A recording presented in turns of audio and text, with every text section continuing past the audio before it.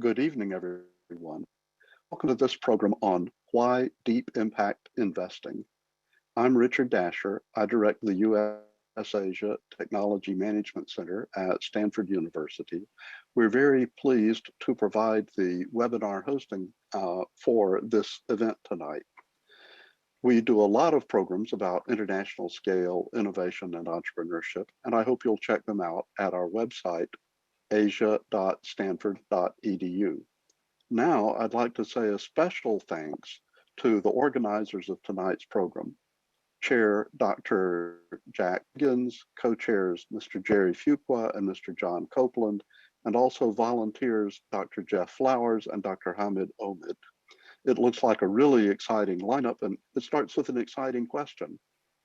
Can your passion drive your investment strategy or design your startup for real social impact?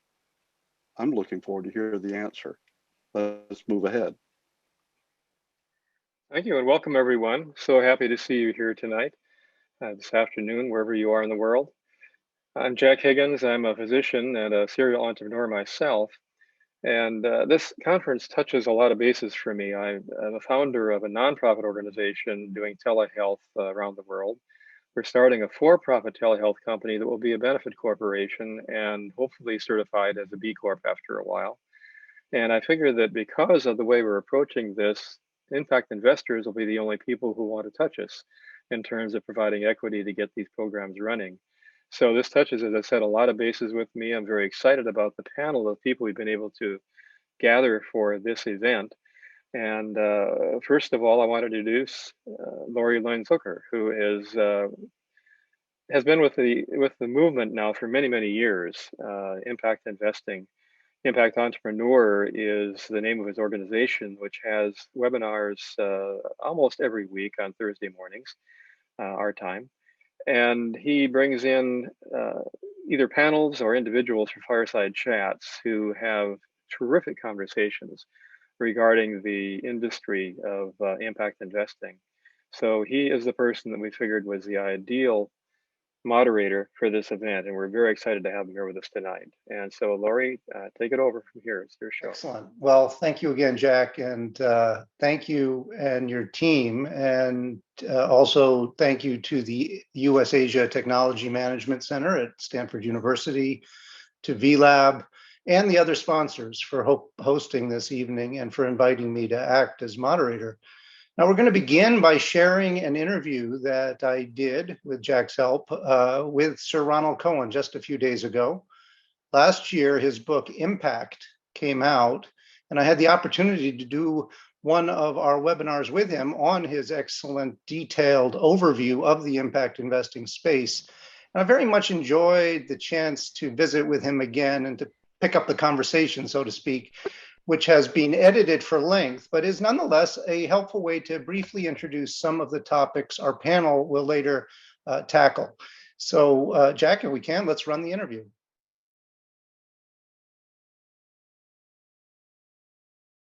Hello, I'm Laurie Lane-Zucker, founder and CEO of Impact Entrepreneur. And let me briefly introduce Sir Ronald Cohen to you. Sir Ronald Cohen is a pioneering philanthropist, venture capitalist, private equity investor, and social investor. He is recognized as a father of impact investment and European venture capital and is driving forward the global impact revolution. He serves as chairman of the Global Steering Group for Impact Investment, the Impact Weighted Accounts Initiative at Harvard Business School, and the Portland Trust. He is a co-founder and former executive chairman of Apex Partners Worldwide, a global private equity firm. He's also co-founder of Social Finance UK, USA, and Israel. So Ronnie, thank you for joining us. It's a real pleasure to see you again. Likewise, Laurie, good to see you. So Ronnie, the subtitle for the program is Saving Capitalism with B Corps, Benefit Corporations, and Impact Investing. And the subtitle of your book is Reshaping Capitalism to Drive Real Change. So my first question is, why does capitalism need saving? And what, in your eyes, is real change? And can you answer these questions a little bit by sharing your career path as a venture capitalist and then as an impact investing pioneer?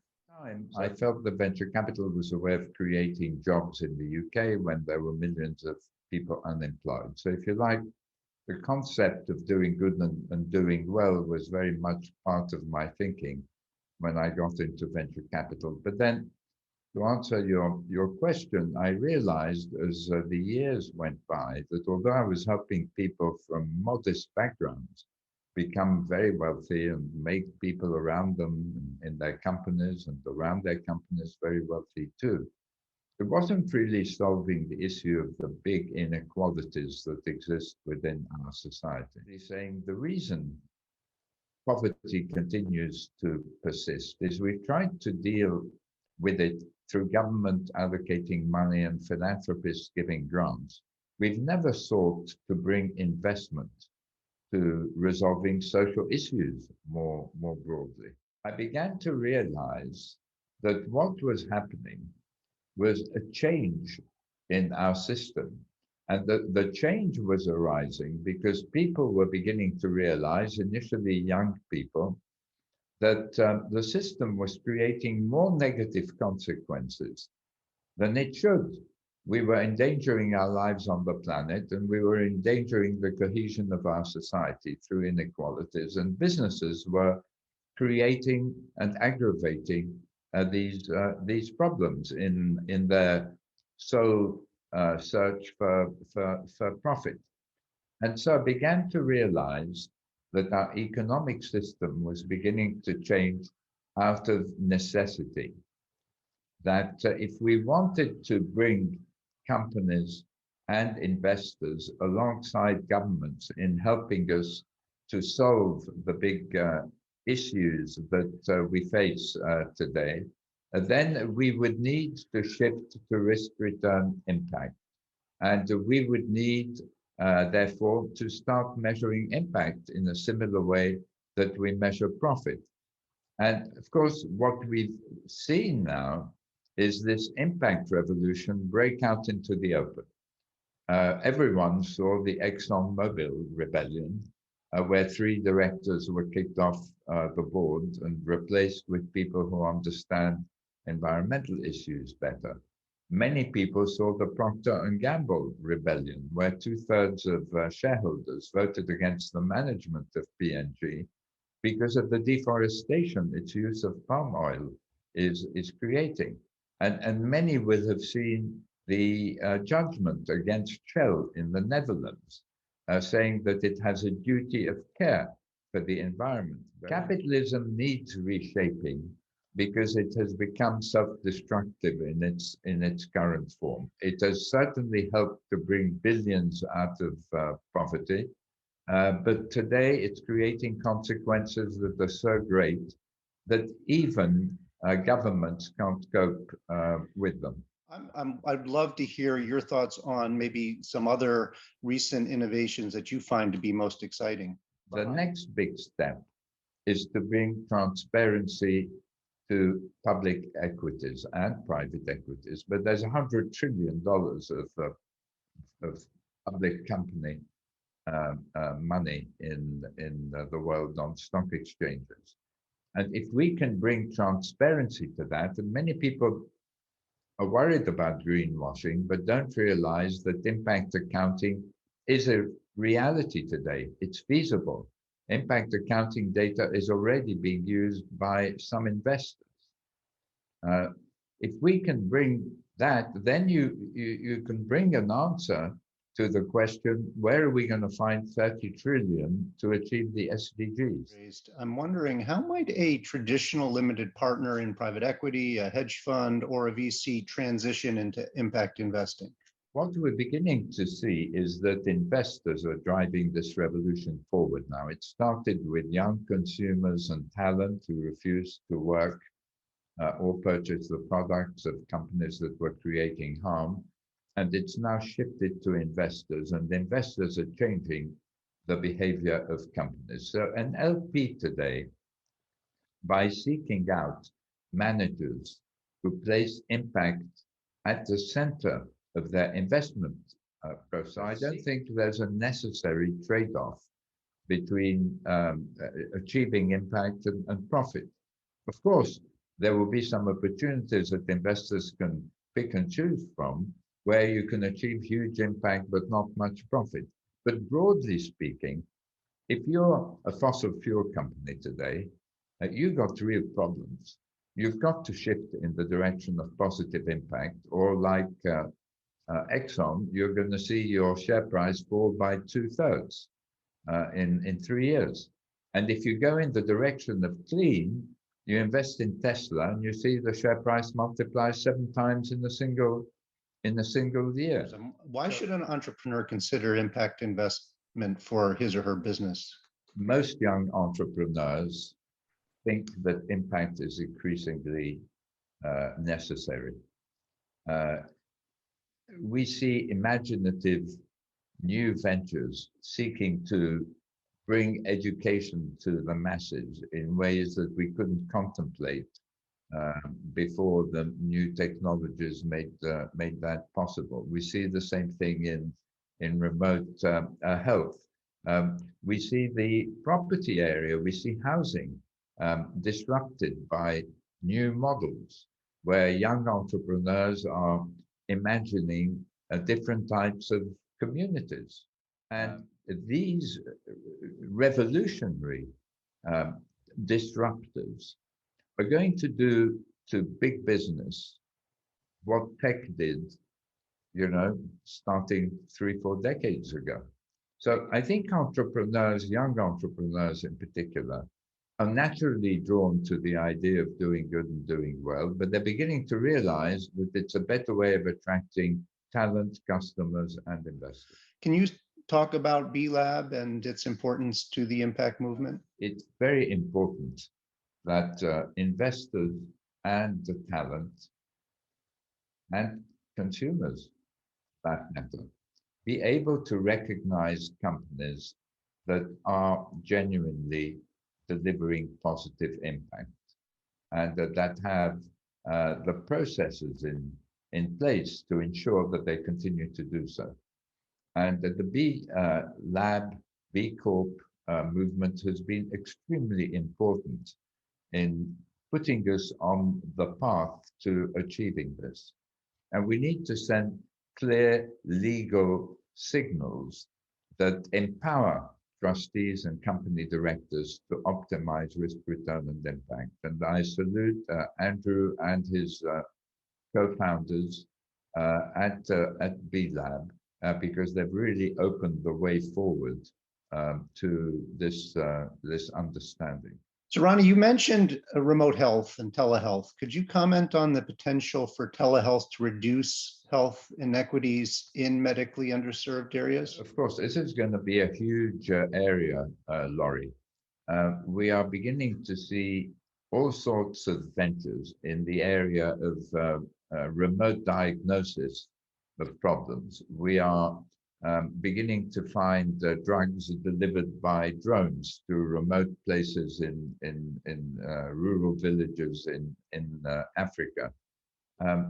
Our ability today to treat people remotely, especially after the experience of having to do so through COVID, has increased hugely. I think it has huge potential. What opportunities exist for retail investors in impact investing? I think it's going to be a while before we have public companies publishing sufficient impact information that impact investors can invest from retail. On the other hand, we have ESG now. It doesn't measure its impact as impact investment does, but it seeks to achieve the same goal. And as I was saying earlier, we're going to see measurement coming to ESG in the form of impact accounting. So I think for now, retail probably needs to go in the direction of ESG. Can you talk more about the role of impact measurement management? If you look at how companies are reporting today on their impacts, they're being selective. They are reporting mainly in qualitative terms, sometimes using some metrics. It makes it impossible for us to compare the impact performance of different companies and to compare it with their profitability. You can go to the Harvard Business School site, IWA's Impact Weighted Accounts, and you can see 3,000 companies' environmental footprint today, meaning the environmental damage that they cause through their operations. Now, 450 of these 3,000 companies create more damage than profit in a year. Nearly 1,000 create damage equivalent to 25% or more of their profit. Together, they create $4 trillion worth of environmental damage in a single year. And most importantly, Laurie, and why, and this is why it's inevitable we're going to get to impact accounting, is you can see a correlation now between high levels of pollution and lower stock market valuations of companies in many sectors. The train has left the station on impact measurement now. And within 3 to 5 years, in my view, we're going to have mandatory publication by companies of impact-weighted accounts. The train has left the station. We invite you all to climb on board. The book is Impact: Reshaping Capitalism to Drive Real Change. It is out there. It is available. Penguin Random House is the publisher. Sir Ronnie, thank you so much for joining me and the Deep Impact Conference today. Really appreciate it. Great pleasure, Laurie. Always great to talk with you. And thank you again, Sir Ronnie. And thank you to Jack and the production team for editing the interview. Now it falls to me to do some further framing for the panel discussion we're about to have.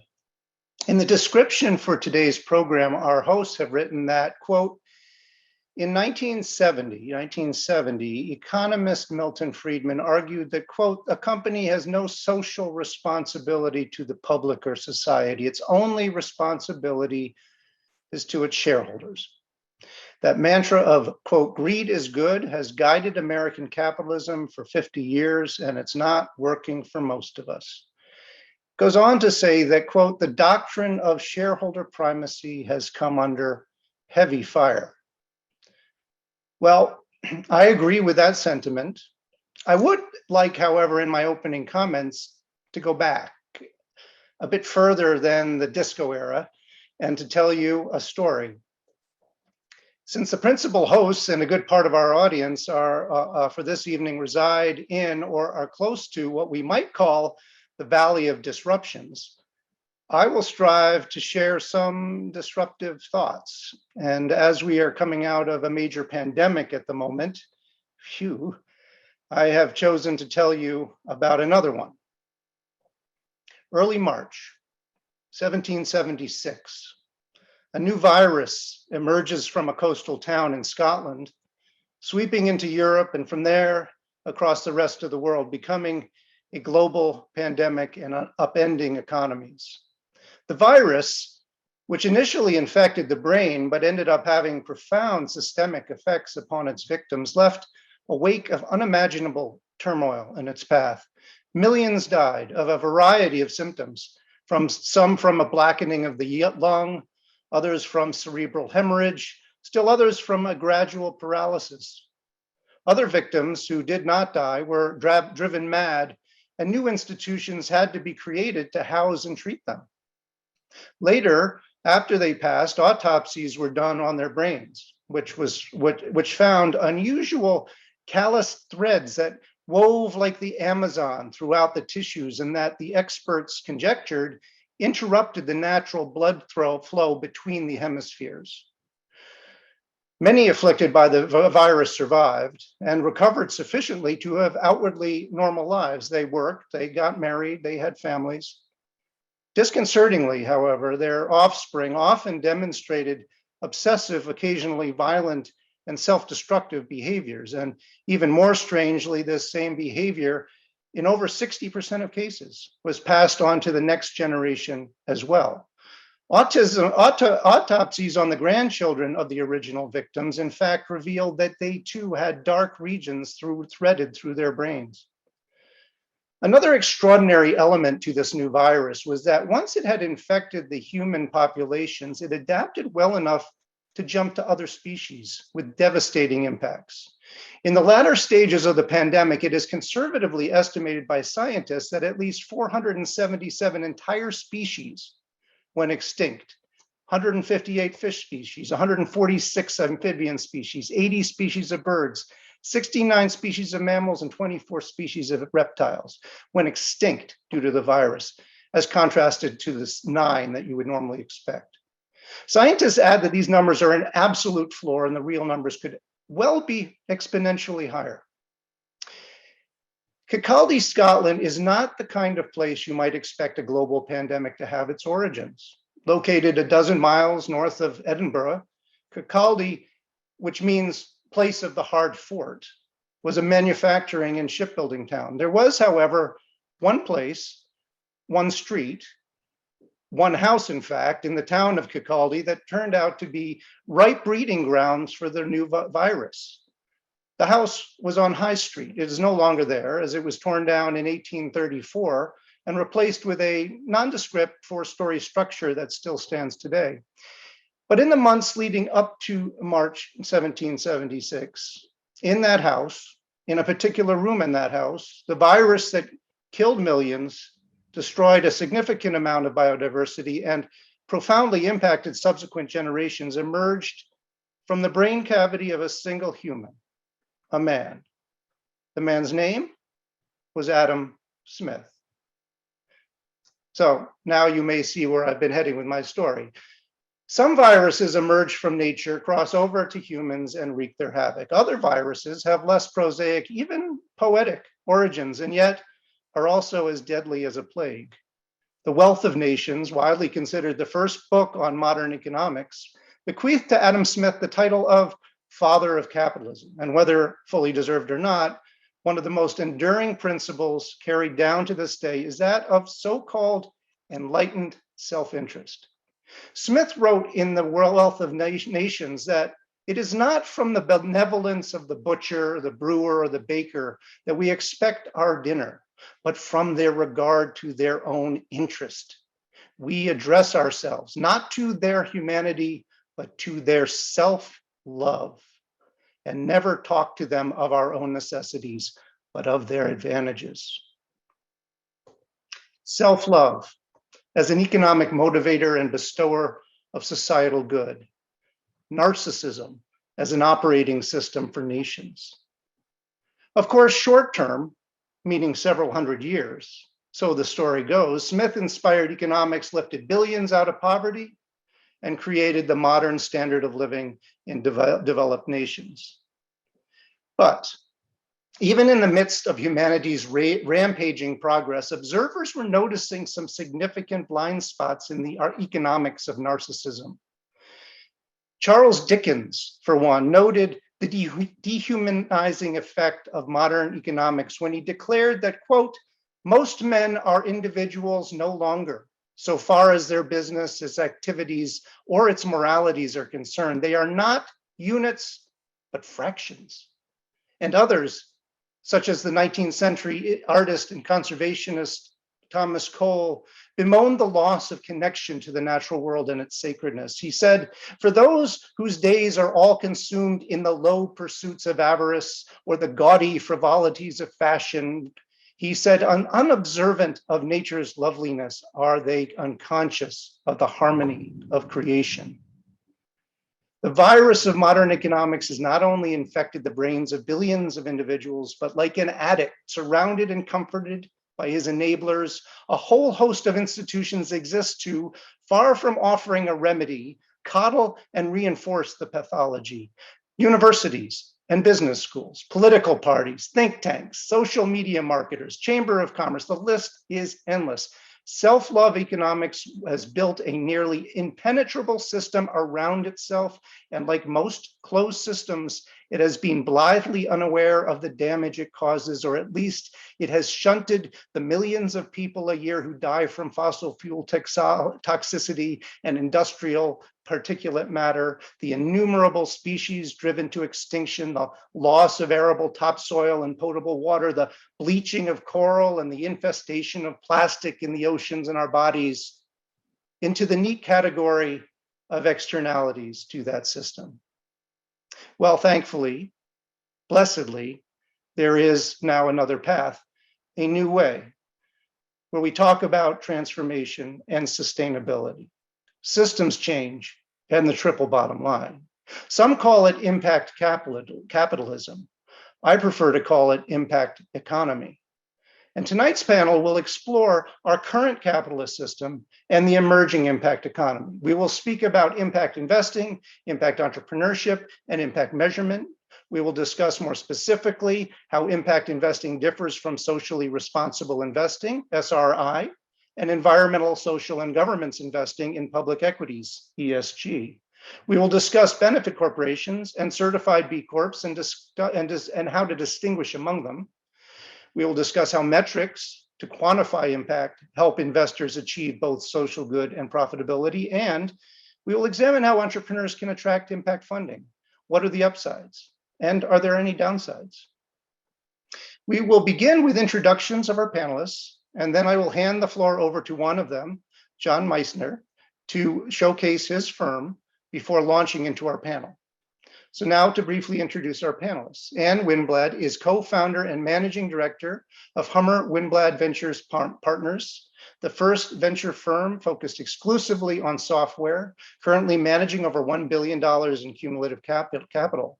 Since the firm's inception in 1989, it has launched over 160 new software companies and led investments that pioneered successful companies across the enterprise software sector, and has over 30 years of experience in the software industry as a successful software entrepreneur, strategy advisor, technical author, and venture capitalist, and she has served as a director of numerous startup and public companies. Her background and experience have been chronicled in many international business and trade publications. Our second panelist is Andrew Kassoy. He is co-founder and CEO of VLAB Global, a network of organizations transforming the global economy to benefit all people, communities, and the planet.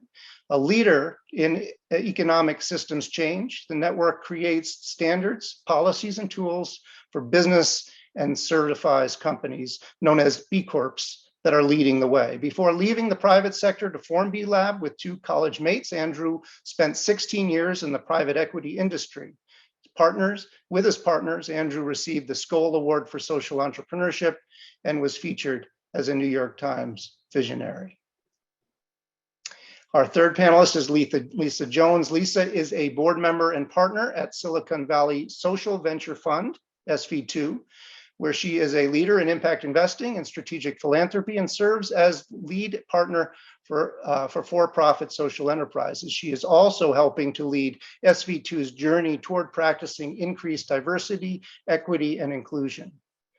Lisa is also a senior fellow in the American Leadership Forum, Silicon Valley, serves as a mentor in the GSBI Accelerator at the Miller Center for Social Entrepreneurship, one of our co-sponsors today, and maintains her lifelong affinity for the performing arts as a member of the Stanford Live Advisory Council.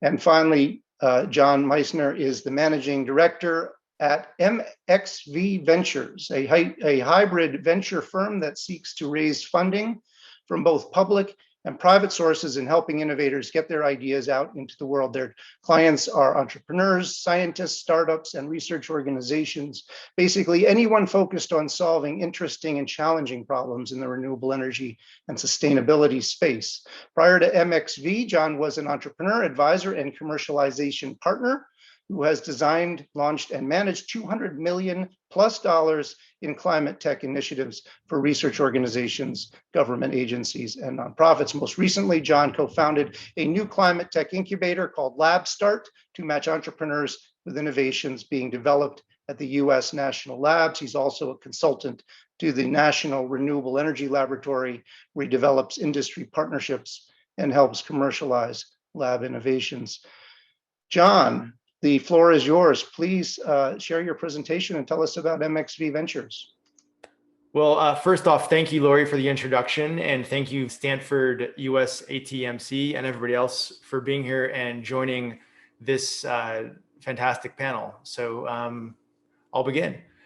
Good evening, everybody. As Laurie mentioned, my name is John Meissner. I am the managing director at MXV Ventures. The original title of my talk was a love story, but this is a more straightforward and slightly less dramatic way to go about things here. So either way, I'm here to talk about the hybrid approach to impact investing for climate tech, where we leverage both public and private funds. So I'd like to start off with a little background about me. This quote has more or less been my own personal rallying cry since I was in college. At some point, while working in a materials science lab at UC San Diego, I had an aha moment, like you do when you're in college.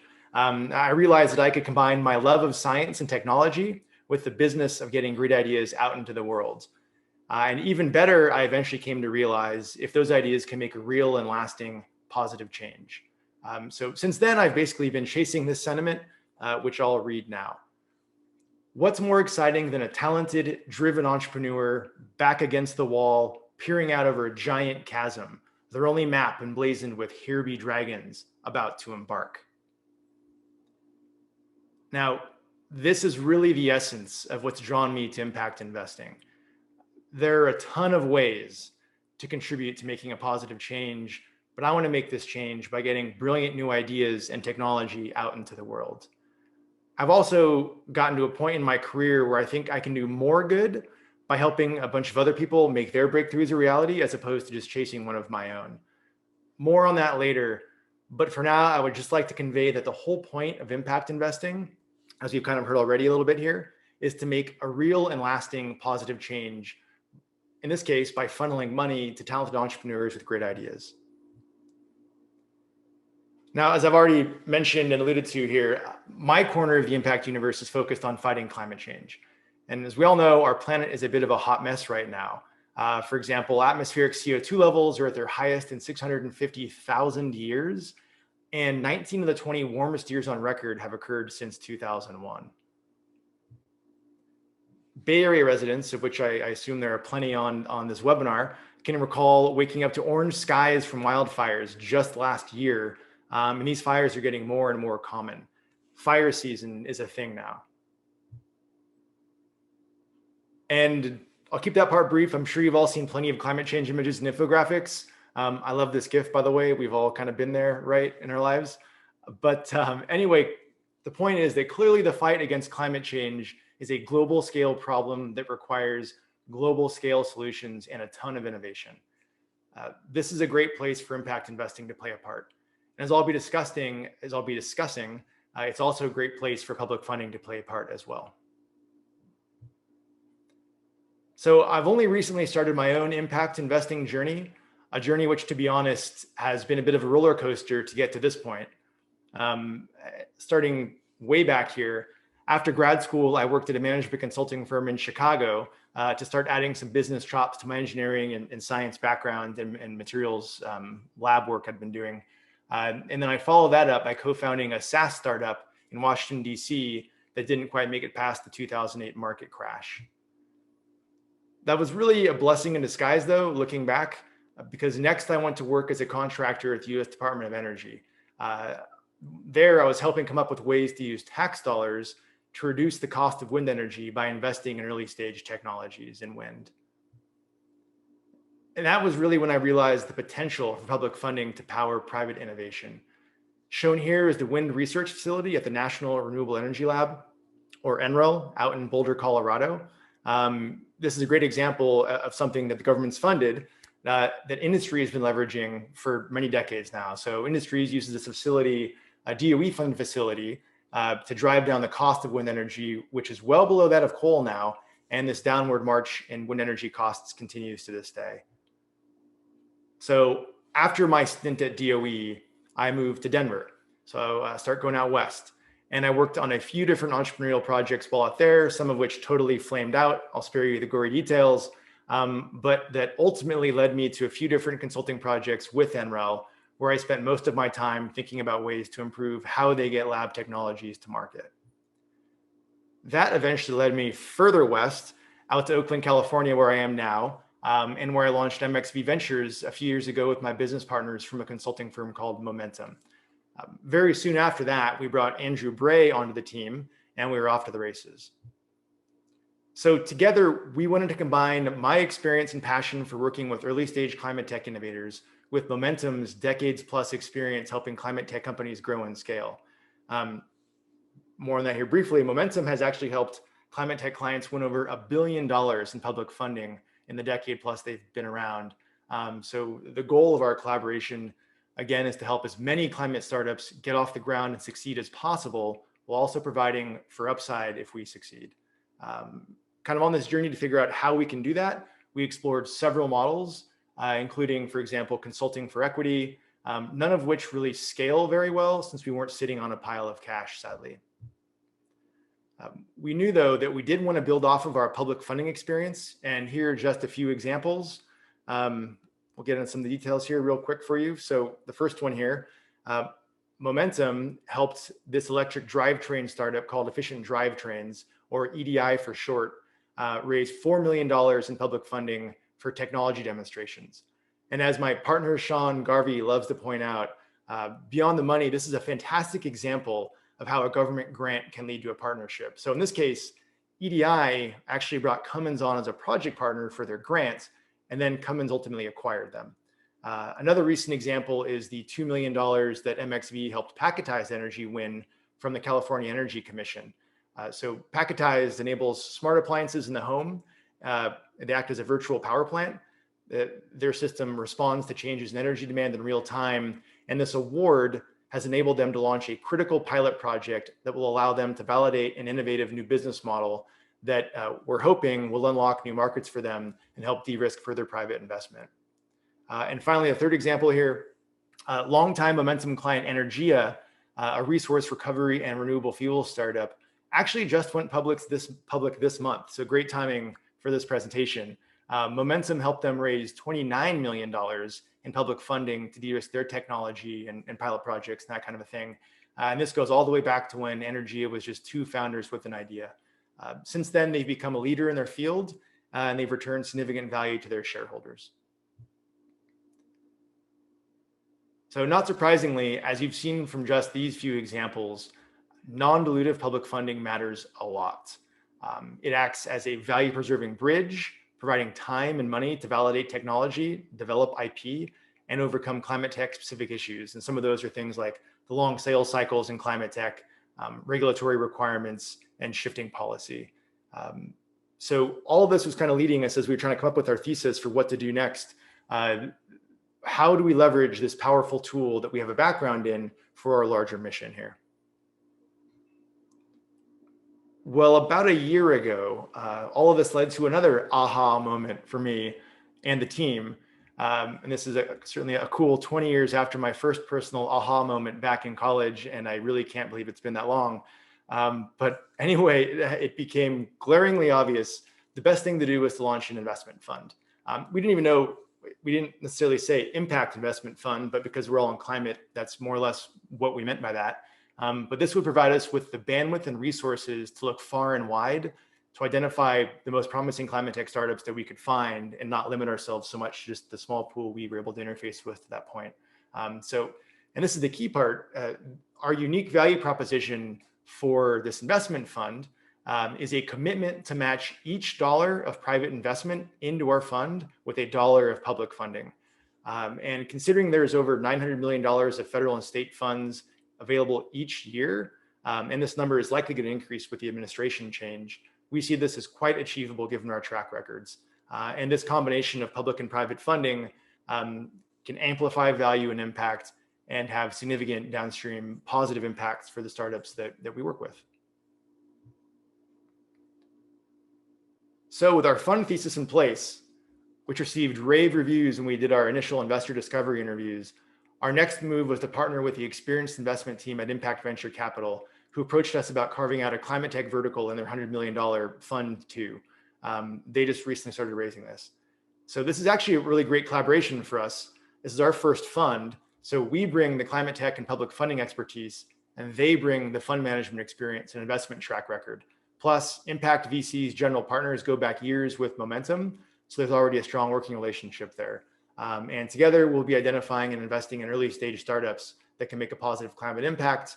And from there, we will help each portfolio company raise as much public funding as they need to succeed. It's also definitely worth noting that in parallel to this, and Laurie mentioned this during my bio, we've been developing a novel way to increase the pipeline of innovative ideas coming out of these 17 US national laboratories. For those of you not familiar, those are laboratories like Lawrence Berkeley National Lab, Lawrence Livermore, the National Renewable Energy Lab, which we mentioned earlier. There's 17 of them in total across the US, and they receive about $12 billion in government funding each year. So it's tax dollars, right? And these are really the jewel of the US innovation system that's taxpayer funded. So we co-developed this LabStart incubator with our colleague Rochelle Ely at NREL to unlock the innovations coming out of these labs. And we think this is critical to get more great ideas about fighting climate change out into the world. So build the pipeline, that's kind of our idea there. And we launched we bootstrapped a proof of concept last year, actually, to kind of show out how this thing can work. And we were very successful. And we just this month launched a nonprofit version of LabStart that we can set up as a public-private partnership with the laboratories and the Department of Energy. And the whole goal of LabStart is to spin out more startups from the national labs. So in summary, now is definitely the time to invest in climate tech. As we'll talk about, I think, on the panel here a little bit, it's not just an impact category anymore, but a legitimate investment category that's generating unicorns and attracting a flood of capital. Who's going to be the next Tesla or Impossible Foods or Nest or Sunrun? We aren't quite sure yet, but it's pretty safe to assume they're going to need a ton of non-dilutive public funding on their way to an exit. So in closing, I would like to quickly acknowledge my amazing team. Definitely would not be here without the folks here on this page. And I would like to thank you, the attendees, for your time and attention. And I believe now it's time for the panel. Thank you. And we'll now begin with our panel discussion. Andrew, let's start with you.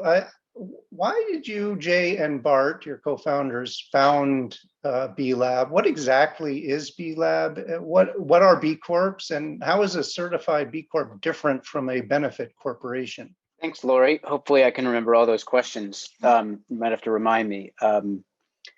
VLAB was started 15 years ago. We're the nonprofit organization behind the B Corp movement. And it was originally started by three of us who actually went to college together at Stanford a long time ago at this point. And we had all gone off and done different things in the private sector. So Bart and Jay built a footwear and apparel company into about a $250 million business with venture funding that they sold in 2005. And I had spent my whole career in the private equity industry and lived through sort of the arc of that industry in the 90s, going from being really about investing and scaling businesses to being about how fast you could, how much leverage you could put on a company, how quickly you could spin it back out or spin its pieces back out in order to maximize returns quickly, which was a pretty soul-sucking arc, I would say, for that industry. And so the three of us were all at a point where we had sort of seen, on one hand, the power of the private sector to attract capital and talent, and therefore to scale. And on the other hand, the power of the private sector to, with an ethos that was all about making money and externalizing as many costs as possible onto society, seeing how much damage that could do as well. And so we were interested in trying to figure out if there was like a different way to use capitalism. A lot of people now would call that like stakeholder capitalism or inclusive capitalism. But at the time, like the kernel of the idea was we need to change the economic system so that business is being used as a force for good.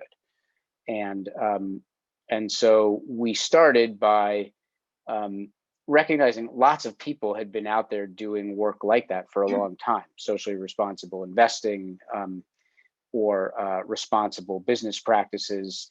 But what felt like it was missing was sort of like the market infrastructure that would help people really understand like what's a good business, and how can we be one?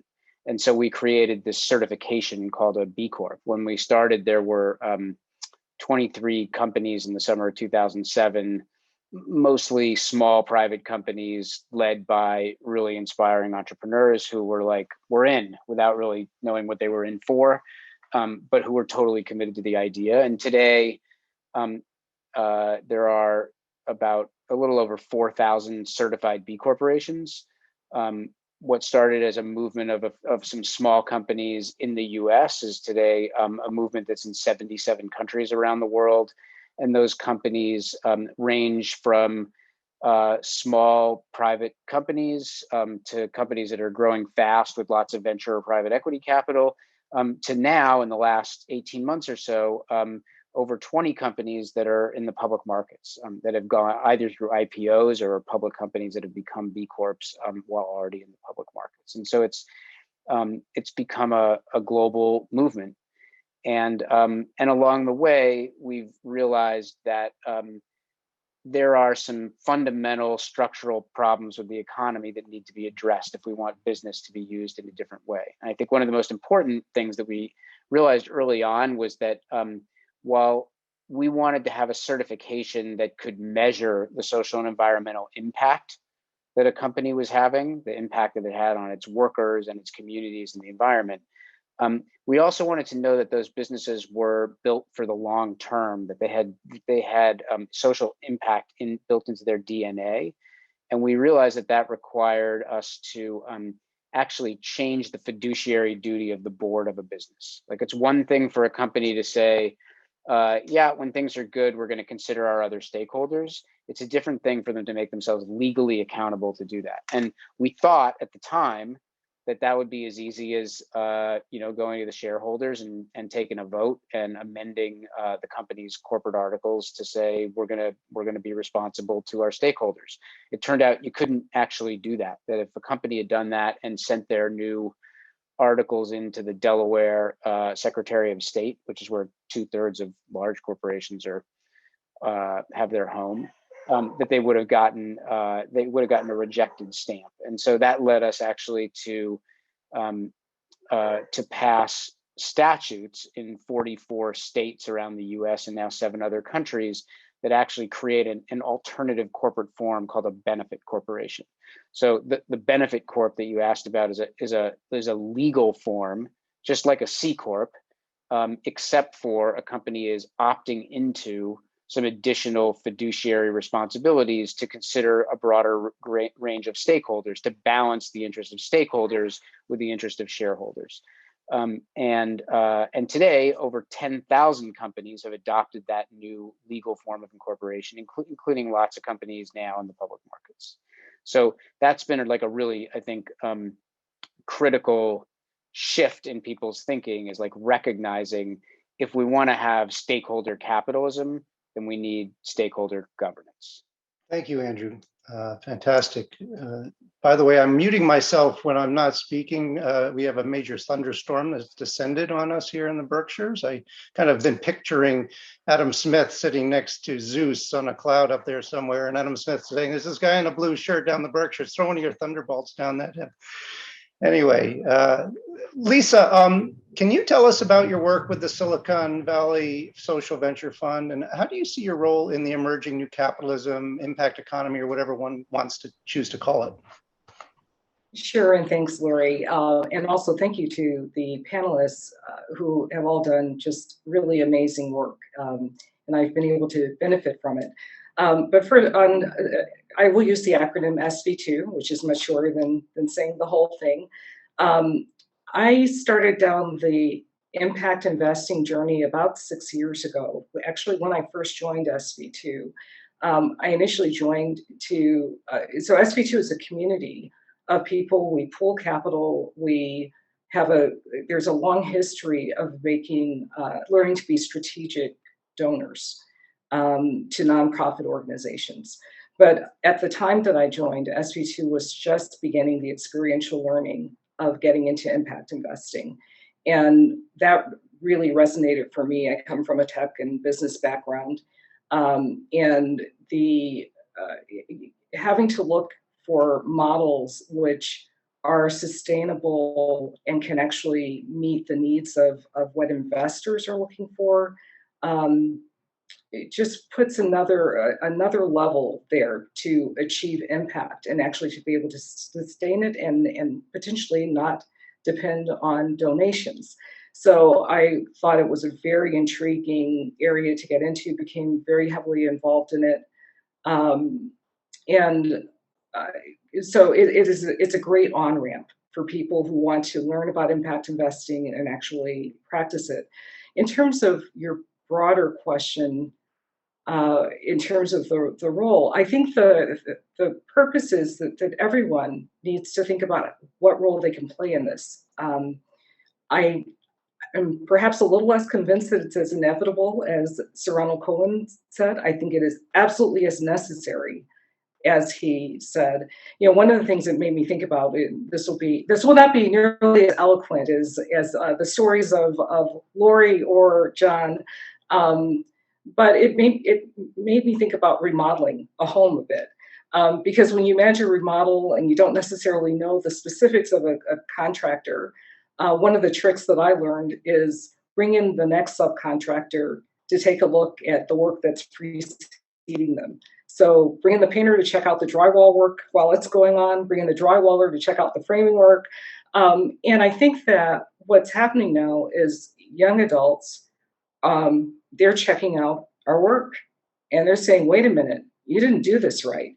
And they're really questioning capitalism in an entirely different way than has been done.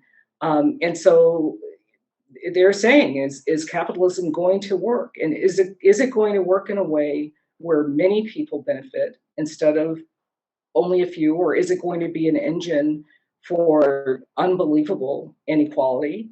And they're basically saying, is capitalism going to work in a way where we are going to reverse and correct harms that have built up over time? And so my view is that impact investing, socially responsible investing, all of that is a critical part of trying to change the way that capitalism operates and make it work for many, many more people. Otherwise, it's truly, I believe, at risk. So the role for any individual is to figure out what you can do to try to move in that direction. Thank you, Lisa. Before we get to Anne, I want to ask John a question just to help clarify some terms for our audience, if you can, John. Socially responsible investing, or SRI, also described by some as negative screening, has been around for quite a long time, while ESG, as we've mentioned, environmental social governance, and impact investing have emerged in the last 10 or 15 years. Some people make the mistake of lumping the three together when in fact they are related, but quite different. And so I'm wondering if you can help us understand the differences by comparing and contrasting impact investing, SRI, and ESG. Yeah, sure. And I'll keep it brief since I've already had some airtime here. So I think some people, you just blend those terms, like you said, a little bit, and there certainly can be some overlap. I think they have squishy edges, but in general, starting with SRI, the socially responsible investing, that is really the kind of high level screening where the whole idea there is, as an investor in the public markets, I will not be investing in this kind of company. So that might be tobacco or alcohol, for example. ESG is focused on corporations, and that's really a more in-depth metric looking across environmental, social, and governance. And it's supposed to be a set of metrics that you can put on top of traditional kind of financial metrics. And the goal still there is the idea is that if you can really look at the ESG metrics and the financial metrics combined, you should still get a superior return with your ESG investments. So impact investing goes further than ESG in two ways. So it's not just focusing on avoiding the negative impact, which is kind of also what SRI is looking at, excluding certain things, but really trying to make a positive impact in a very specific field of concern. So whatever your impact category is. And then secondly, it also insists on measuring the impact that it creates through the ultimate sort of success of that company. And it tends to be smaller companies. That's why impact investing tends to be a VC kind of a thing, more of a private equity markets type of lever. So. And as a longtime leader, indeed legendary leader in venture capital, I'd be really interested in hearing your perspective on impact investing. When did you first become aware of it? How do other VCs that you know, especially in Silicon Valley, view impact investing and its increasing prominence? And have you sensed that perspectives about impact investing may have changed over time among this community? Well, Laurie, thanks for having me on the panel, and kudos to all the impact investors that I'm joining. My firm, Winblad Venture Partners, is a traditional venture capital firm. We do the same thing we said we were going to do 30 years ago, which is invest in early stage enterprise software companies, meaning we're A round and sometimes seed investors. Just a quick look back. When I came to Silicon Valley in the late 80s, it really was the 20th century. And today it's the 21st century. I mean, in the 20th century, which lasted until 2000, really access to capital was scarce. There wasn't very much capital around. It was hard to get. And the companies that got the capital were companies that had foundries and plants and access to hard resources. That's why it's called Silicon Valley. It's not called Digital Transformation Valley or Software Valley. That has really changed. Today, business value really is not those plants. It's not the access to capital. It really is just people. And that change of balance has really changed everything. Lisa referred to what people want to do when joining a company. If intellectual capital is your core asset, that means that companies have to attract the best and brightest talent. And it means that talent has choice. And that talent is choosing companies that have not just fun products to build, but have the greatest impact to society and to the world at large. That is really the fundamental change that's going on here, is a change in business value. You referred to some of the classic scholars. And in Friedman's era, 80% of the value of companies was in tangible assets. Today, more than 80% is in intangible assets, people, data, intellectual property. So that's been a big change. And it does mean that even if a company is not directly doing climate change or clear products that drive social impact, they better have a mission statement that determines how they deliver that product globally. Do they have a culture that supports diversity? Do they have a strategy that supports multiple pricing strategies for different demographics? Do they support the people that work in the company, supporting other nonprofit initiatives? It really is a different platform that companies are being built on today. Thank you. You raised a lot of very interesting issues that are not always or not common in the investing discussion. So thank you very much. Let's see, Andrew, let's talk metrics a little bit. Impact measurement has always been a key element in impact investing and impact enterprise. More recently, through the work of the Global Impact Investing Network, the IMP, SVT Group, and others, impact management has taken prominence. And even more recently, in the last year, Tideline has launched something called Blue Mark, which is an impact verification system for impact investors. Principal among the concerns is something called, and it's already been mentioned, impact washing, similar to greenwashing, which is probably familiar to most in this audience. Andrew, can you tell us about the role of metrics of measuring and managing for impact and also of verifying impact for both businesses and also for investors?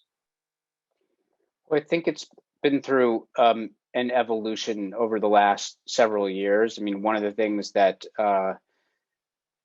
Ronnie talked about early in your interview was the need for more transparency and reporting, and the idea of impact-weighted accounts. Really, the idea that we need to integrate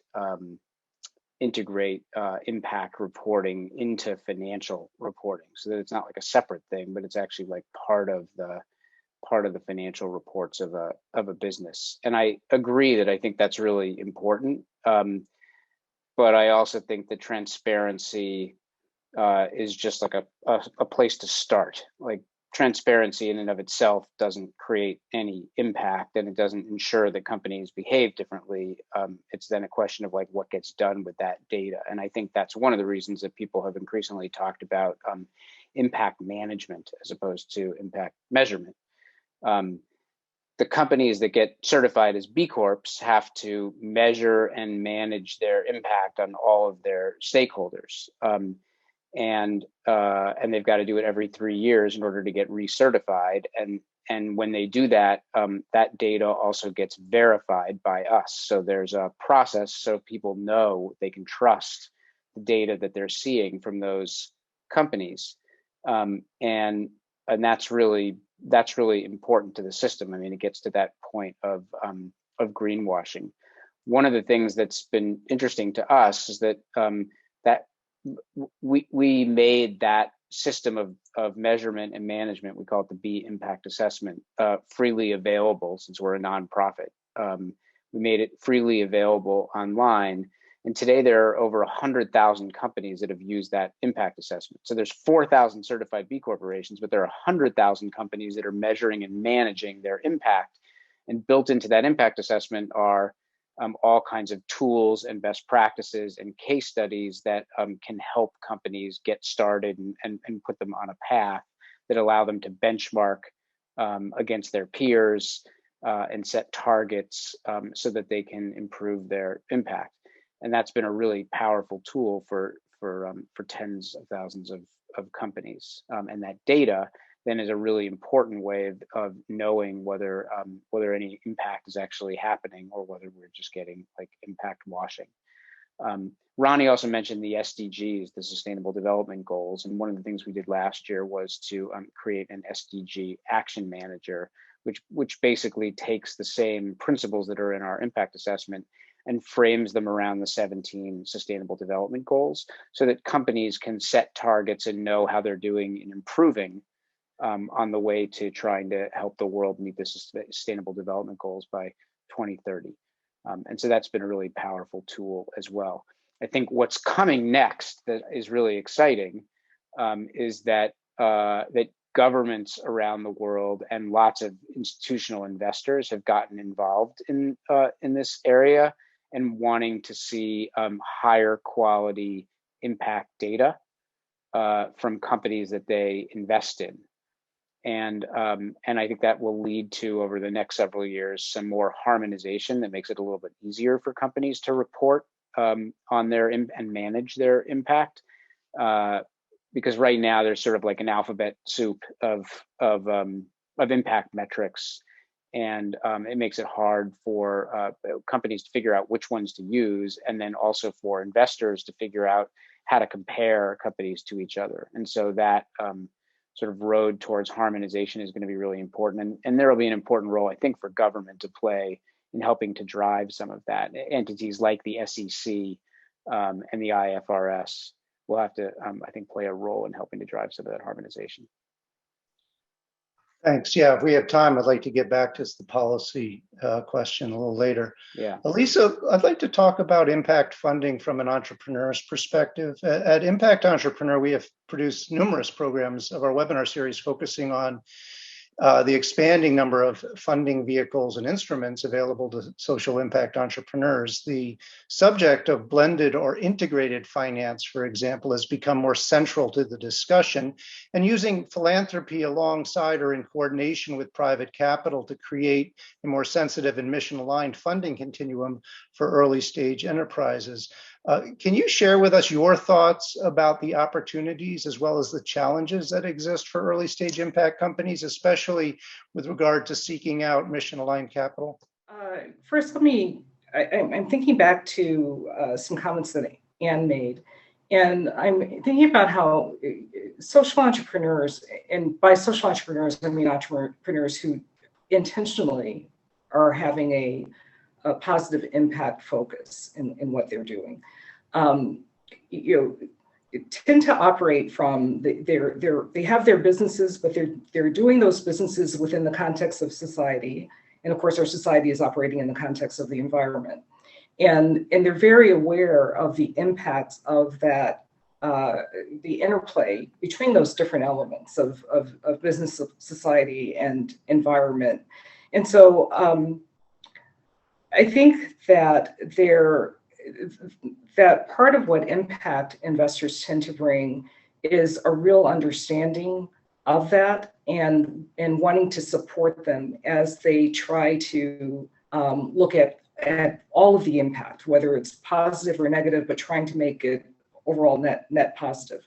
So so impact investors definitely play that role. We also tend to be patient for investors, and so our time horizons may not be as aggressive as others. So there are a lot of positives there. But to your question about blended finance, there are different organizations that are trying to use especially the capital stack and direct a capital stack of different forms of capital at an issue.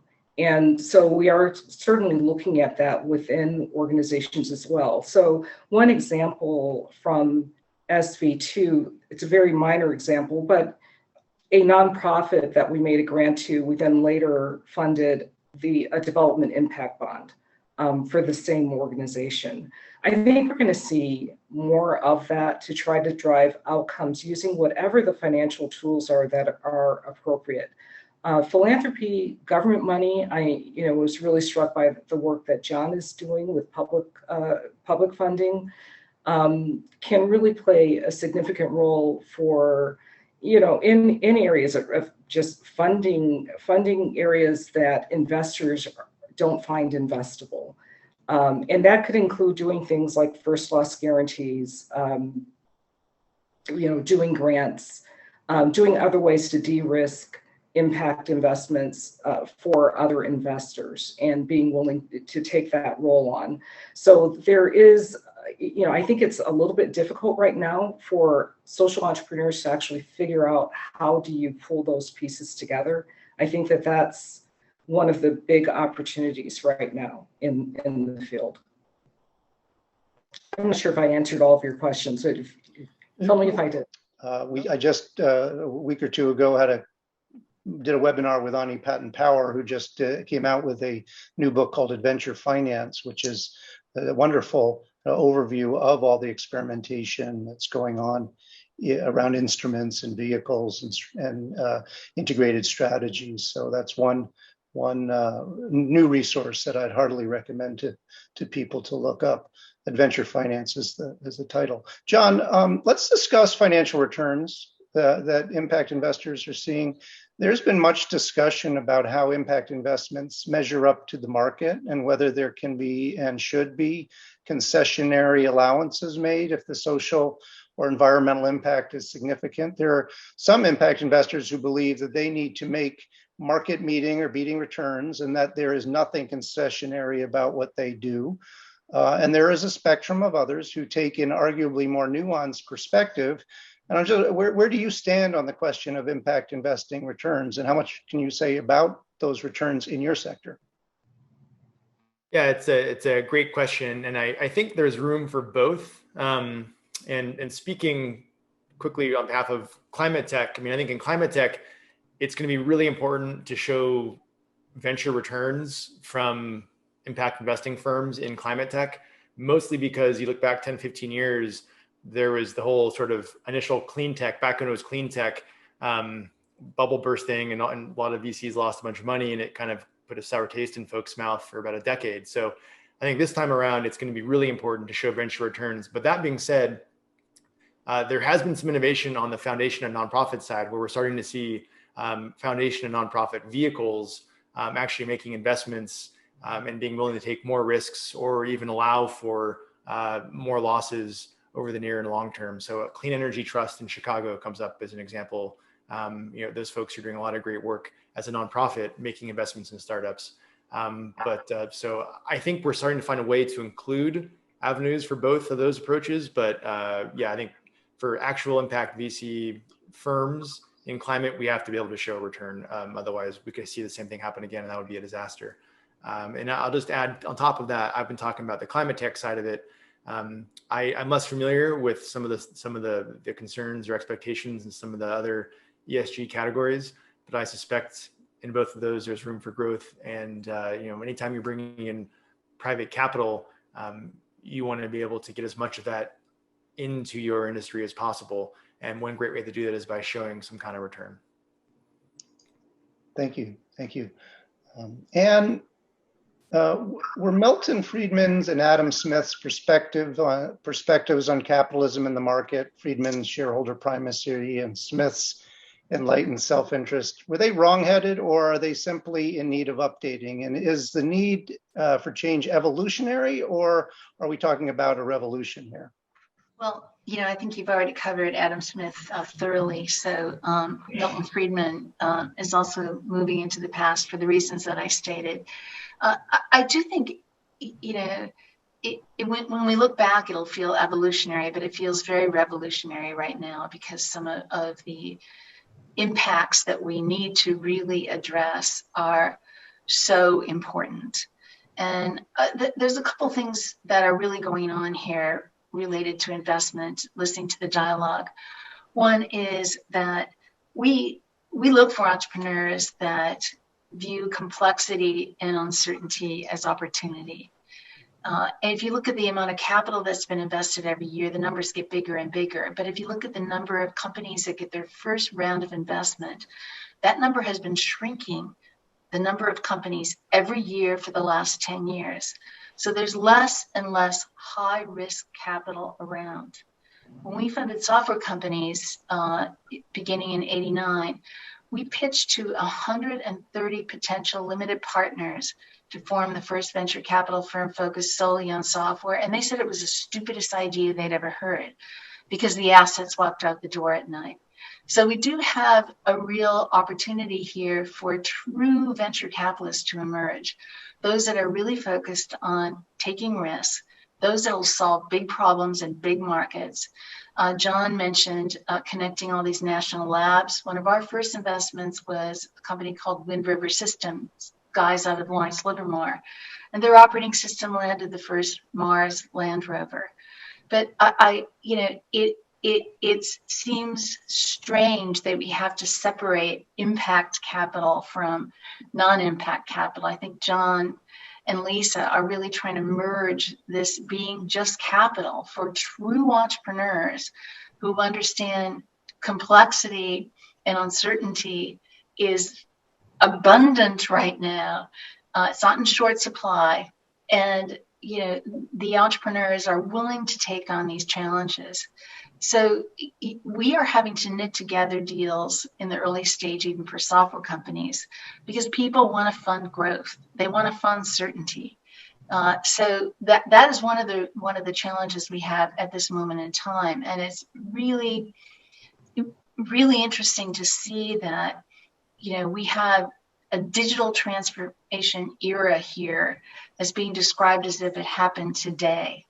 I think people will look at Tesla as sort of a miracle company when they see how hard it is for automakers to create real electric cars, manage charging stations, manage software updates, etc. So, we really are addressing some of the most interesting problems in this umbrella of social impact, just like we thought some of the most interesting problems were software 32 years ago. We now have data and cloud and all this other great stuff that allows capital efficiency to come to many of these big problems. But I do think it is really disruptive. And, Milton Friedman is now yesterday's news. Adam Smith is way yesterday's news. And it's Lisa, Andrew, John, and Sharani that are really today's news. Thank you. Andrew, how about let's get back to policy and talk, if you will, about the role of government in our economic system. Do we need public policy, or can the market alone address the problems we seek to solve? I think it's a pretty important question. For a long time, I would have told you in the early years of VLAB that what we were trying to do was create an opportunity for entrepreneurs to opt into to be B Corps and to use business in a different way to solve big social and environmental problems, and that everybody else would just follow. Like in a free market, people would sort of realize this is a huge opportunity to run businesses in a different way, or to see markets that are untapped.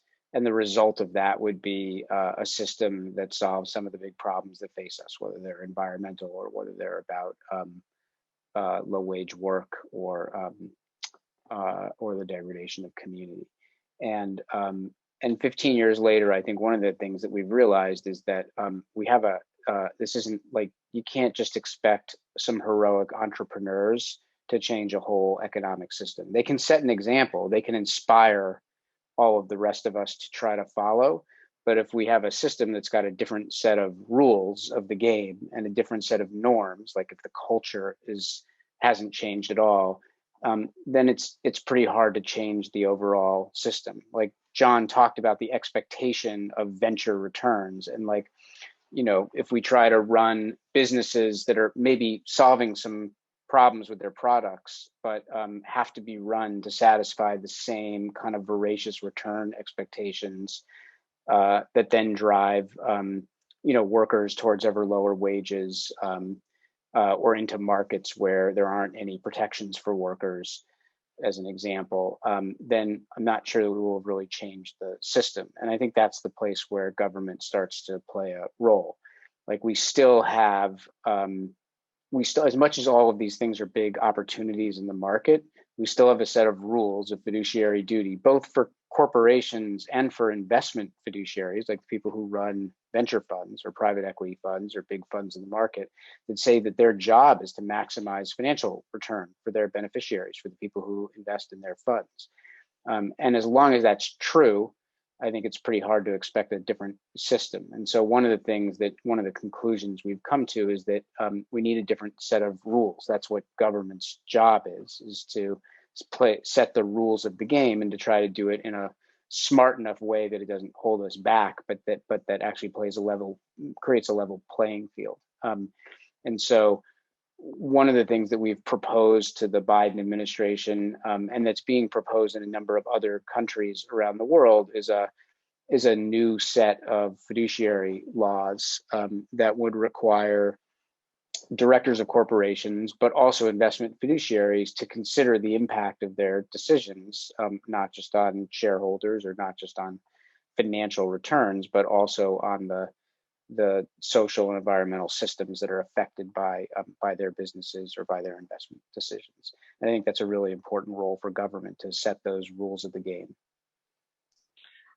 Thank you. So we have a few minutes left before we start taking some audience questions. And so I'd like to have a last question, and I'd like each of you to answer. And that question is, where do you want to see change in the finance and entrepreneurship space happen most over the next 10 years? Lisa, would you like to go first? There are a lot of items I could choose from. I would say that, first of all, I think there have been so many people who've been underrepresented in this space that it's critical to increase diversity of people who are involved in making all of these decisions and implementing decisions, because even when, say, fiduciary duty is changed, the implementation of it matters, and we need a greater and broader variety of people who are involved in all of that. And I'm going to kind of cheat here and add something else here that's somewhat related, which is around looking at how we allocate returns. Do we have the right allocation going? Right now, we've got the lion's share going to those who bring capital, and is that really the right thing? So I'll throw those out there. How about John? Would you like to go next? Yeah, sure. And thank you, Lisa. I had the same idea for my first one. I would love to see a way to make this industry more inclusive. And I think a big part of that, besides that's the right thing to do, is I really wanted to be confident that we are bringing in the most great ideas from everywhere, wherever they come in. And I feel like right now that doesn't happen all the time. So just being generally inclusive for people from all backgrounds, but also ideas, and who knows where the next big thing is going to come from. And I want to make sure that when someone has an idea, that someone's there to fund it and get it out in the world. Anne, can you go next? Yeah, one of the things that pandemic has done, hopefully, is caused venture capitalists to look further. In many ways, venture capitalists are lazy in that many of them say, we'll go fund a company within driving distance. Well, no one drives anymore, so distance has gone away. But I didn't go to Stanford or Harvard or MIT. I went to the University of St. Thomas and the University of St. Catharines in St. Paul, Minnesota. So I don't have the typical pedigree of a venture capitalist or of an entrepreneur, both of which I have been. So I do think that perhaps with the pandemic, we will look further for entrepreneurs and distance goes away. And that further includes not just in the people, but in ideas. I think that our willingness to audition more companies, our job is to audition the future as early stage venture capitalists.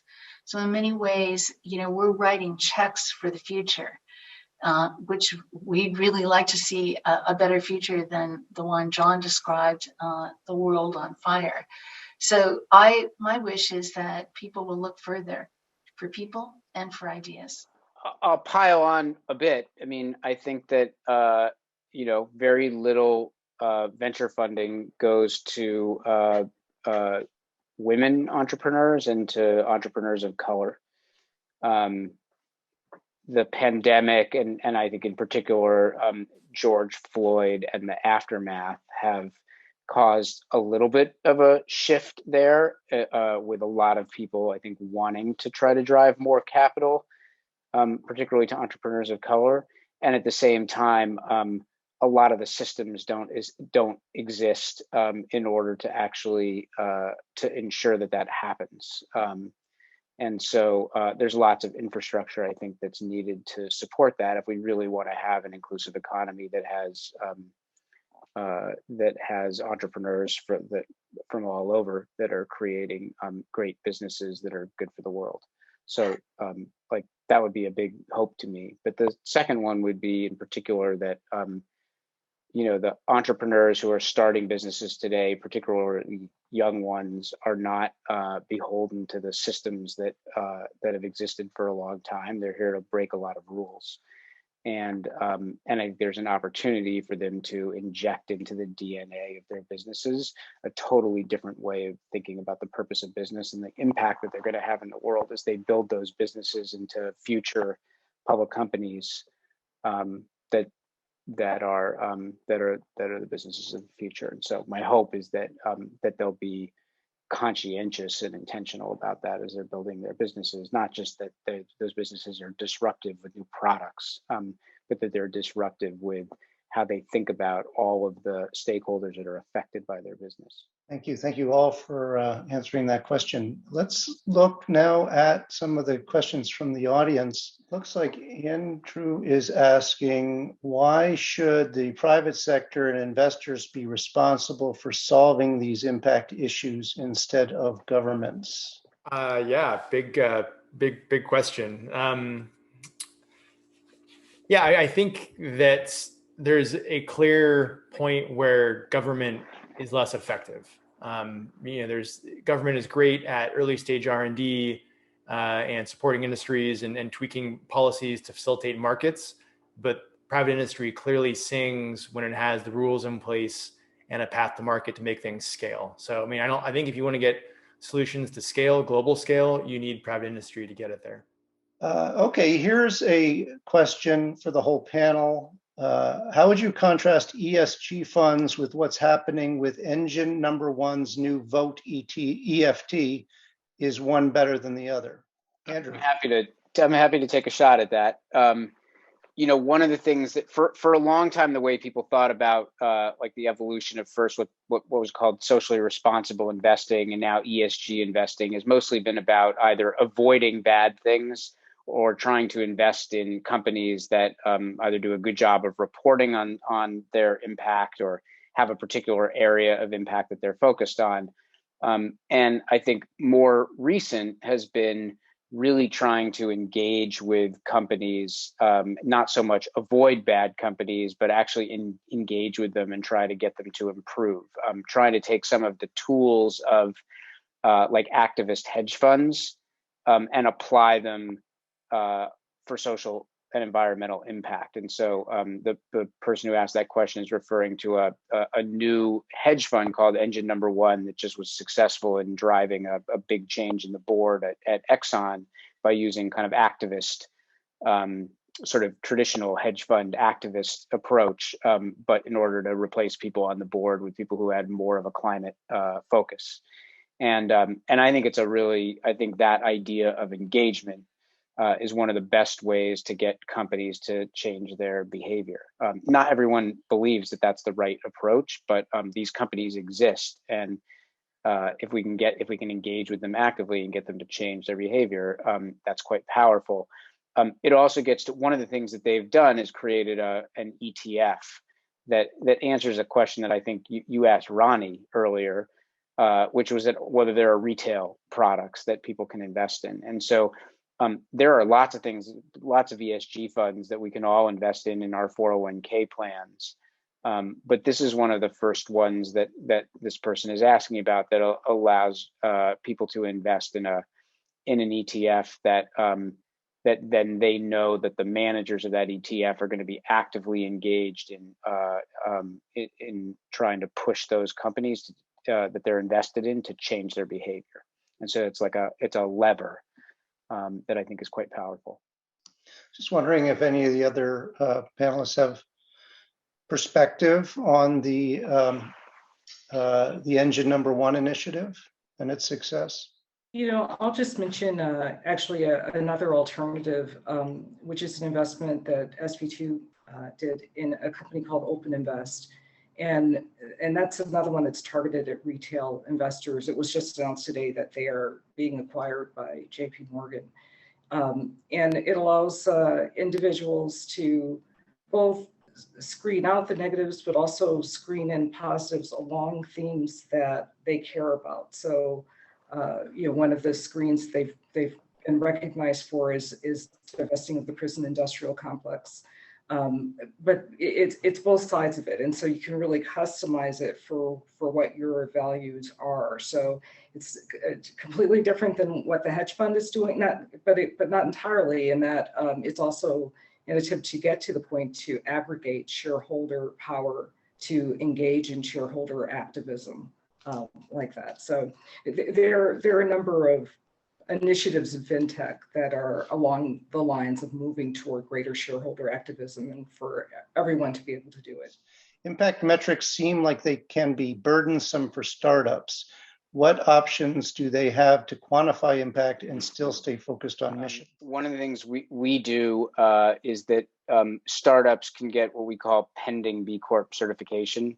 So essentially what they do is they put in place the change in fiduciary duties, and they use our impact assessment as a roadmap, but we're not doing verification of the data yet. And so they've got some time to get up and running, figure out what are the things that actually matter to them. It helps maybe create some things that they want to target for social and environmental impact without being burdened by an incredible amount of reporting or verification.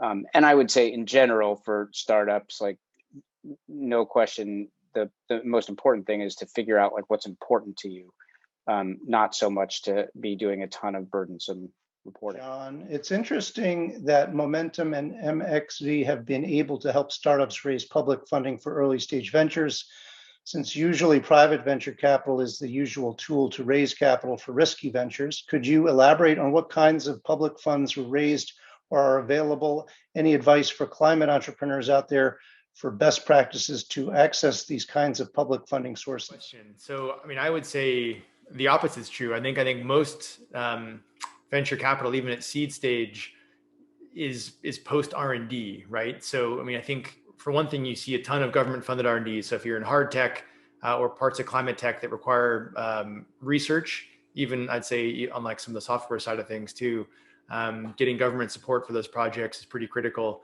A few programs look at the ARPA-E, that's the Advanced Research Projects Agency for Energy. It's like DARPA. Check them out. SBIR, the Small Business Innovation Research Grants. Look at the Department of Energy, grants.gov has a whole bunch of solicitations that come out all the time. If you're in California, the California Energy Commission, NYSERDA in New York, that's NYSERDA. Massachusetts does a bunch of stuff as well. So I'd say start mining the state and federal and even local government sites, the energy sites and sort of research divisions to get a sense for what's out there. Really the role of government R&D is to get through those sort of valleys of death, they call them, right? There's the initial research, get the idea together, your initial seed funding, but then after your seed funding, there's still a gap before you can get to like a Series A or something, where oftentimes you have a cash crunch, you need to do pilots and demonstrations, and those are great sort of avenues for public funding to make an impact. Here's a nice spicy question. It seems society already created a cure for the Adam Smith virus. It's called Marxism. Wouldn't you agree? Well, I'm personally, since I invoked Adam Smith at the beginning, I will say that I am interested primarily in assessing and reforming the capitalist system. I do not have a comment, and not terribly well educated on the Marxist alternatives. However, if you're based in Silicon Valley and you just head up the pike and go over a bridge or two, you get to Berkeley, you'll find plenty of authorities on that subject matter there. Anybody else want to address this point? No? Okay. As Ann said, you know, this may be really old history, so we don't need to go down it anymore. Thank you for the question, though. Always happy to see B Corp logos on products. What B Corp certified business would be the most surprising story for the audience? I guess that's to you, Andrew. You know, there's 4,000 great stories in the B Corp community, and so it's hard. It's always hard to pick one. You know, one of the most exciting things to me is that where a few years ago, you know, it was mostly us begging companies to put that B Corp logo on their products or on their websites or in their marketing materials, because the brand didn't have any value. Today, that's the other way around, and the companies push us to try to market the brand because it's come to have a lot of value and mean something, and it's come to mean something, I think, for consumers, but also really importantly for their own workers and for their investors, to the point of all the conversations we're having today about the capital markets. So I think it's become something that's got a lot of value. And you know, companies go through different kinds of journeys when they start down the certification path. And so, you know, there are obviously like the obvious stories, like the Patagonias of the world, that are companies that are already doing phenomenal work, and the reason they become B Corps is to help to codify it and to make it clear to all of their stakeholders and have a third party verifying it, and also to be able to because they realize that there's more power in being part of a movement than there is just in their own brand. But there are lots of other companies that you wouldn't expect that start down this path because sometimes because their own employees demand it of a CEO or of the C-suite, and say, like, we want to work for a company that reflects our values. And that leads to some pretty dramatic changes. There was a company recently that was telling us that as a result of going through the B impact assessment, they realized that they didn't pay most of their workers a living wage. And the CEO decided the next day that there shouldn't be a single employee in that company that wasn't paid like a family sustaining wage. And there are a lot of inspiring stories like that. And what are some of the best ways to support entrepreneurs with good ideas but haven't quite gotten off the ground? Well, almost all entrepreneurs are at some point a person or persons with good ideas that are trying to get off the ground. And I think the commonality here is it's hard to build companies from scratch. Entrepreneurs have to really look for, first of all, investors, either individuals or venture capital firms that truly believe in them. Lisa mentioned patience, and that's not just for social and impact companies, that's for any company. Today, a typical company is not even acquired until typically year 6 or 7. Open Invest, congratulations on that. What a great outcome. But it's a long journey. And I do think also looking for the right kind of mentors along the way that are not the kind of mentors that make you feel good all the time, but give you honest, critical feedback, and you accept that feedback. That's the best way to get off the ground. The other best way to get off the ground is doing what John suggests with is teaming up with excellence. One of the chief characteristics we look for in any company we fund beyond a large market opportunity is the ability of the founding team to attract that excellence. And that's something you have to do at day one, is find challengers, find teammates, connect yourself onto the market map early while you're devising that product so that the lift is faster for you to get off the ground. And that really means, the old-fashioned networking, a lot of it with your colleagues that you've gone to school with or that you are working with. But you have to do the things that John showed in his slides, is connect back to where, things are really, really happening and there are real challengers to your ideas. Also, you may need help just building a business model around your idea or product idea. That sometimes is really the hardest area where entrepreneurs don't get lift off. They're pitching us products. We fund businesses, not products. And that still seems confusing to a lot of first-time entrepreneurs. Thank you. Lisa, I'm wondering, do you have anything you to my add? Anne gave a pretty comprehensive answer, but from your experience, do you have any more good ideas about how to help entrepreneurs get something off the ground? Entrepreneurs that are oriented toward social and environmental good, just being able to articulate that well and have a very clear logic between the outcomes that you're trying to drive and how whatever you're doing is going to drive those outcomes. It's a very important piece, at least for those investors who focus a lot on the impact of the investment. Next question is, do any of the panelists specifically not work with benefit corporations? Is there a downside to incorporating with a non-traditional structure like CRS Corps? I personally like benefit corporations. I mentioned Open Invest a minute ago. They are a benefit corporation. So I'll just throw that out there. Anne, have you seen benefit corporations come in the door? Yeah, I guess I have a question for Lisa. Given that it's JP Morgan who's buying Open Invest, correct? Whether was there any friction in the acquisition process because of them being a benefit corp? Because I think that's really the important question here. Is we're not seeking benefit corp. So if someone came to us and said, "I'm ready to roll," but I need 8 more months to go through some of the certification process, we might consider that friction versus how do we articulate the same benefits in the mission and the quality of leadership in the company. So maybe Lisa can add more commentary to, was there any friction in the process to the ultimate outcome for this company because of how they'd incorporated?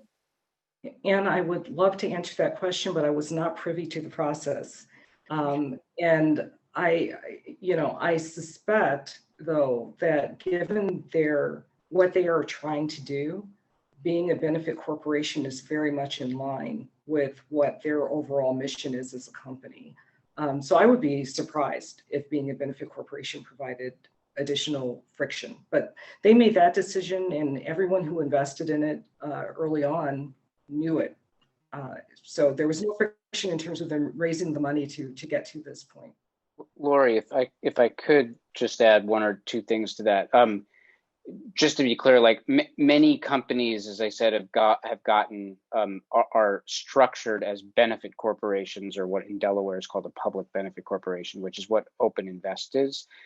That doesn't mean that they have gone or need to go through a certification process with VLAB, like which is a private party that runs a certification process. So many companies have just put that legal structure in place in order to ensure that they're clear with both their stakeholders and their investors that they're going to consider these kinds of stakeholder interests or ESG interests as they're making decisions. And all it means is that, at the board level, that's a part of the process or the considerations that the board goes through when it makes decisions, including a decision to sell the company. We have lots of companies that have that structure that have been bought by other companies and maintained that structure like as a wholly owned subsidiary, for example. So there are some big corporates like Unilever or Danone that own multiple benefit corporations, like companies that have got that legal structure in place, and they've maintained it as wholly owned subsidiaries. And then, as I said, lots of startups that have gone through the process and ended up going through like an IPO, like Coursera, just had their IPO with that benefit corp legal structure in place. They're also a certified B corporation, and they had no friction as they were going through that process in the public markets. So I think 5 or 6 years ago, when this was a relatively new corporate form that not a lot of people knew about, there was certainly friction, and law firms and investment banks and venture capital and private equity firms had to be educated. But at this point, most of that friction has gone away, and that's allowed all those companies to sort of go through the investment life cycle as they go from early stage funding all the way through IPOs. I recall several conversations with people who followed the Ben & Jerry's Unilever acquisition, who have said pretty much the same thing, that early on when that happened, there was a tremendous amount of worry by the founders as well as others that Ben & Jerry's might lose its mission or sense of mission.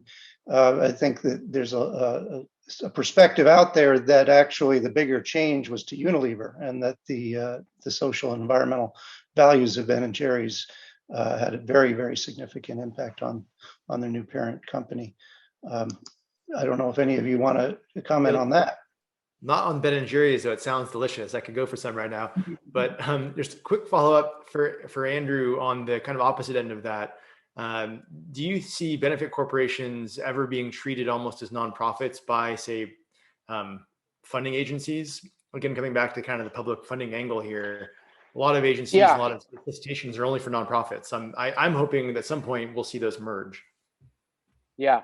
There have been a number of proposals, both in a number of states and by the federal government, that they use that legal structure as a designation for to be qualified for like government investment. And basically, the idea is like, if you're gonna get capital from the American people, then you ought to have built into your duties a duty to benefit society, not just the shareholders of the company. And so there are a number of proposals floating around out there to make that a requirement, whether it's for government procurement or funding from the various like ARPA type funds in different departments of the federal government. And I think those are really interesting ideas to ensure that where you have for-profit businesses that are going to benefit from government money, that they need to be beholden to society, not just to the shareholders. Yeah, that's good to know. And I may follow up to see if I can get some more information on that, because that's yeah. Thank you. Andrew, is there a listing someplace? You mentioned Coursera, for example, and we just talked about Open Invest, where entrepreneurs can find a listing of contemporary benefit corps, so they have an opportunity to reach out to those contemporary CEOs to talk about these issues directly. Yeah, if you go to bcorporation.net, I will try to follow up with a link that maybe the sponsors of the conference can distribute. But on bcorporation.net, you can find companies that you can find certified B Corps, and you can also find a link to companies that have just got that legal structure in place.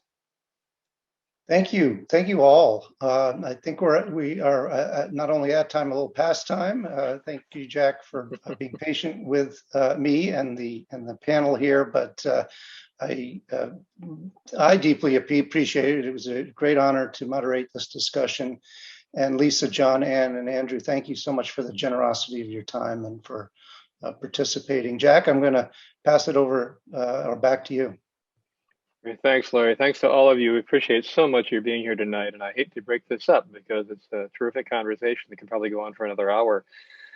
We see this as being the first in a series of events that we'll be producing both in person and online around B Corp movement and impact investing movement.